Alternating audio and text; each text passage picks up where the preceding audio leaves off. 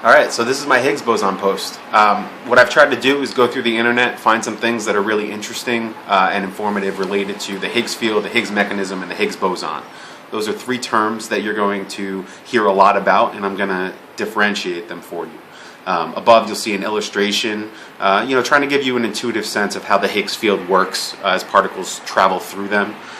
It's just a nice model. New Scientist has a couple really nice 4-minute videos about the Higgs boson and the standard model. I definitely suggest checking those out if you want to get a little more of a layperson friendly explanation of all this. And below, for your enjoyment, I've posted Zay Frank, which is one of the premier vloggers out there, just because of I think his energy, his creativity, and all that. So let's get started. Higgs field, Higgs mechanism, and Higgs boson are all related to the same thing. Does it solve quantum gravity? Not exactly. Starting with the idea of gravity, string theorists posit a graviton. It's a spin 2 boson, but general relativity still breaks down at really small and really large distances. Surprising, but it falls apart because of point particles, and also it shows errors with rotation curves of galaxies, how fast we would expect them to be spinning, all the material to be moving. And now onto the standard model. All this is related. The standard model says that everything that exists can be described by the behaviors of quarks, leptons, force carriers, and since quantum field theory doesn't include mass, we need the Higgs boson, or the Higgs mechanism, to generate mass in the equations in a very consistent way. Now, having the Higgs mechanism, we still need grand unification. We still need gravity and quantum mechanics to find a nice blend. And there are theories out there that propose this. String theorists say everything's made up of strings, and so we would suspect that gravity would also go down into the string realm, assuming strings have mass, energy, or affect space. The Higgs field itself is the field where these particles that are created swim in.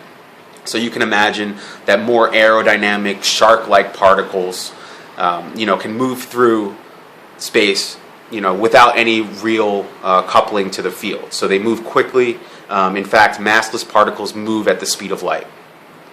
Now, slower particles, or particles that don't travel at the speed of light and can't travel at the speed of light, those are massive particles. They're coupling to the Higgs field. And, you might imagine these are more like lumpy, big sea turtles, So it's kind of a good analogy. It's not the best analogy, but coupling really is just like radio waves coupling to a radio antenna. There's electrons in there that feel the electric field, and massive particles feel the Higgs field. Okay? To be sure that we're seeing the Higgs, these experimentalists needed to create an excitation, an event that was unique, that said the Higgs mechanism was what was responsible for creating these particles. Okay? It's not the origin of all mass. We're not at that energy level, but it is the mechanism which is responsible for creating all the mass in the universe. And they saw a lot of matter created, thousands and thousands of particles, I believe. I could be exaggerating, but I don't think I am.